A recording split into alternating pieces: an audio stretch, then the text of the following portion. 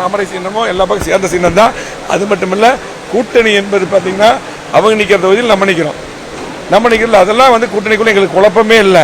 புதுசாக யார் குழப்பத்தையும் கொண்டு பண்ண முடியாது. திமுக முழுமையாக குழப்பம் இருக்குது.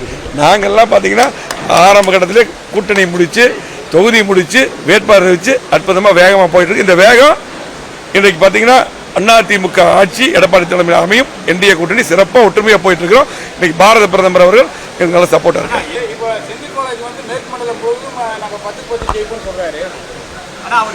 அவர் சொல்றாரு, நாங்கள் ஜெயிச்சிருக்கோம் ஃபர்ஸ்ட் 21 இப்போ ஜெயிப்போம். முருகன் பேசுறார். அன்பார்ந்த ஊடக சகோதரர்களே, இன்றைய தேசிய ஜனநாயக கூட்டணியினுடைய ஊழியர்கள் கூட்டத்தில் கலந்து கொண்டிருக்கின்ற அண்ணன் திரு எஸ்பி வேலுமணி அவர்கள், அண்ணன் அருண்குமார் அவர்கள் மற்றும் தேசிய ஜனநாயக கூட்டணியை சார்ந்த சகோதரர்கள்லாம் கலந்து கொண்டு இந்த கூட்டத்தில் கிட்டத்தட்ட 75,000 வாக்குகள் வித்தியாசத்தில் இந்த தொகுதியானது வெற்றி பெறும் என்ற அந்த ஒரு உறுதியை நாம் எடுத்திருக்கின்றோம். ஏன்னா இது அண்ணா திராவிட முன்னேற்ற கழகம், பாரதிய ஜனதா கட்சியினுடைய அனைத்து தேசிய ஜனநாயக கூட்டணியினுடைய ஒரு கோட்டையாக இந்த தொகுதியானது இருந்து கொண்டிருக்கிறது. அவங்க சொன்னாங்க, ஏற்கனவே தொடர்ந்து புரட்சித் தலைவர் எம்ஜிஆர் ஐயா காலத்திலிருந்து புரட்சித் தலைவர் அம்மா அவர்கள் காலத்தில் அண்ணன் எடப்பாடி அவர்கள் இந்த பகுதிக்கு பல்வேறு அத்திக்கடவு அவிநாசி திட்டம் என்பது ஒரு உயிர்நாடி திட்டம்.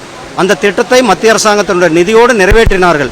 ஆனால் திமுக அதை கிடப்பில் போட்டு அதை பற்றி கனவிலே படாமல் 4 வருஷத்துக்கு பிறகு 10% வேலையை கூட செய்கிறதுக்கு 4 வருஷம் எடுத்து அதை வேலை செஞ்சு அது கூட முழுமையான குட்டைகள் எல்லாம் நிறைவில் அதையெல்லாம் முழுமையாக நாங்கள் நிறைவேற்றி கொடுப்போம். அது இல்லாமல் இன்றைக்கு அவிநாசி பகுதியானது ஒரு மிகப்பெரிய வளர்ச்சியடைந்த பகுதியாக இருந்தது.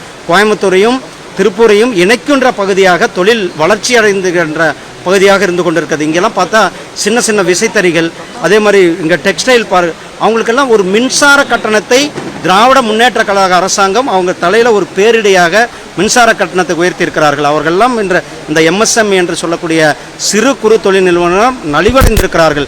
இவர்களெல்லாம் இன்றைக்கு மிகப்பெரிய கோபத்தில் இருந்து கொண்டிருக்கிறார்கள்.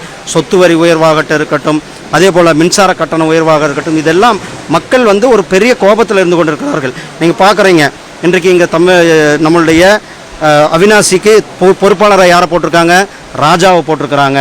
அதே போல் அவிநாசியினுடைய பொறுப்பாளராக செந்தில் பாலாஜி. அவங்களுடைய பின்னணி என்ன? ராஜா நேற்றைக்கு நீங்கள்லாம் யாரு கூட அதை பற்றி பேச தயங்குறீங்க. ராஜாவுடைய வீடியோ வெளியாக இருக்கிறது, ஆடியோ வெளியாக இருக்கிறது.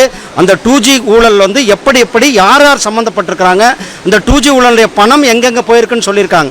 அதெல்லாம் இன்றைக்கு மக்கள் மத்தியில் ஒரு மிகப்பெரிய திராவிட முன்னேற்ற கழகத்தின் மேலே ஒரு மிகப்பெரிய ஒரு சந்தேகத்தை ஏற்படுத்தி கொண்டு திராவிட முன்னேற்ற கழகத்தின் மேலே மக்கள் ஒரு பெரிய கோபத்தில் இருந்து கொண்டிருக்கிறார்கள். நிச்சயமாக இந்த தொகுதியை நாங்கள் 75,000 வாக்குகள் வித்தியாசத்தில் வெற்றி பெற செய்து அண்ணன் எடப்பாடி பழனிசாமி அவர்களை முதலமைச்சராக ஆக்கும். நன்றி அண்ணா.